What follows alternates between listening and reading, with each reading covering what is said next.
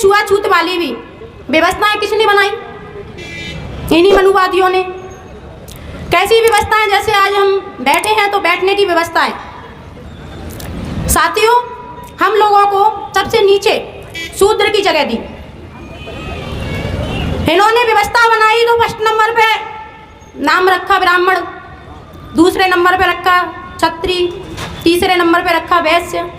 हम लोगों को डाल दिया शूद्र में, जबकि संख्या उन लोगों की 15% है, हम लोगों की 85%। तो साथियों बताइए, राजा किसका बनना चाहिए? 15% वालों का या 85% वालों का?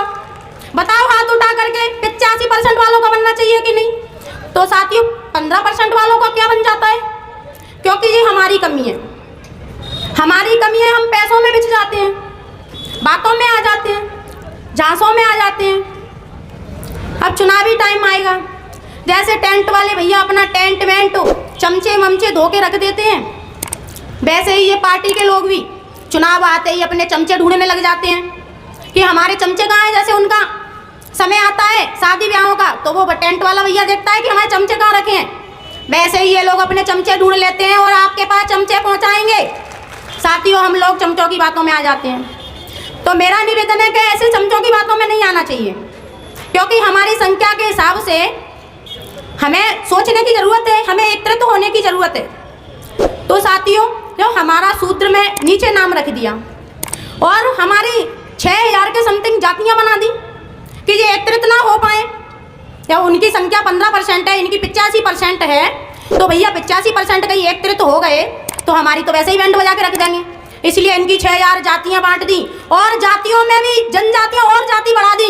जो आज हम जाटव है तो कोई तो बंसल लिखता है, कोई राजौरिया लिखता है। हमारी समाज में भी देखो कोई ना जाने क्या क्या लिखते हैं, गोत्रों को लेकर के जातियों में जाति बढ़ा दी। क्यों?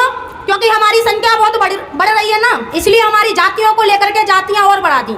तो साथियों, हम लोगों को समझने की जरूरत है। जो हम 85% होते हुए भी समझ नहीं पा रहे, हम लोग आपस में लड़ने में लगे रहते हैं, छुआछूत में लड़े रहते हैं।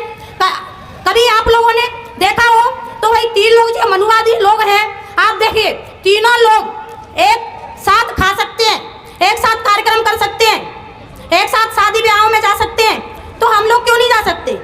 हम लोगों में से कभी अपनी पूरी फैमिली के साथ में कभी जाता है कि बताओ?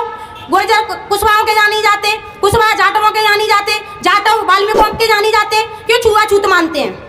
तो साथियों, ये छुआछूत वाली बात किन्होंने, जहर किसने फैलाया? इन्हीं मनुवादियों ने। इन लोगों ने आपस में अपनी तो व्यवस्थाएं बना ली, 3 लोग आपस में खा सकते हैं, बैठ सकते हैं, ब्राह्मण क्षत्रिय वैश्य, तो हम लोग क्यों नहीं खा सकते?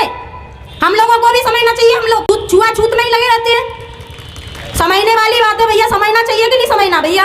अगर और चलो, अगर कहीं हम लोग जाते भी हैं तो यही मनुवादियाँ हमारे अंदर जहर फैलाने का काम करते हैं।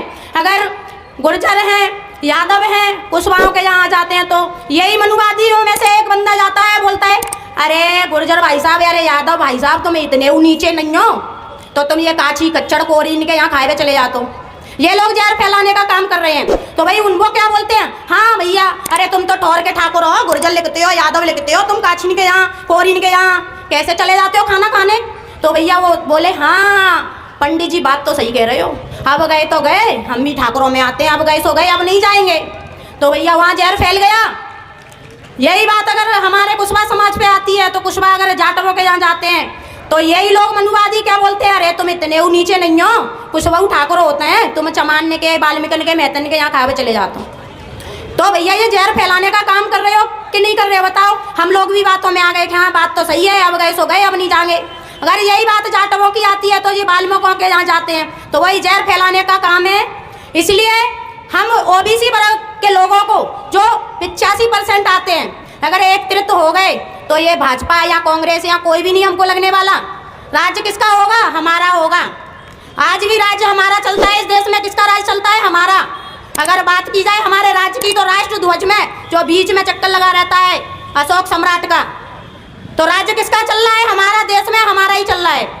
इसलिए मेरा अनुरोध है सभी ओबीसी वर्ग के लोगों को एकत्रित होने की जरूरत है। और अगर हमारा कोई बहुजन समाज से कैंडिडेट भी अगर उतर के आता है तो हम लोग उसका सपोर्ट ना करते हुए ऊंची जातियों के लोगों के तलवे चाटने लग जाते हैं। और अगर हम लोग कोई सक्रिय लोग होते हैं तो वो कहते हैं ना तो कहते अरे हमें समाज की राजनीति पसंद नहीं है। क्यों भैया, समाज ही हमको नेता बनाता है।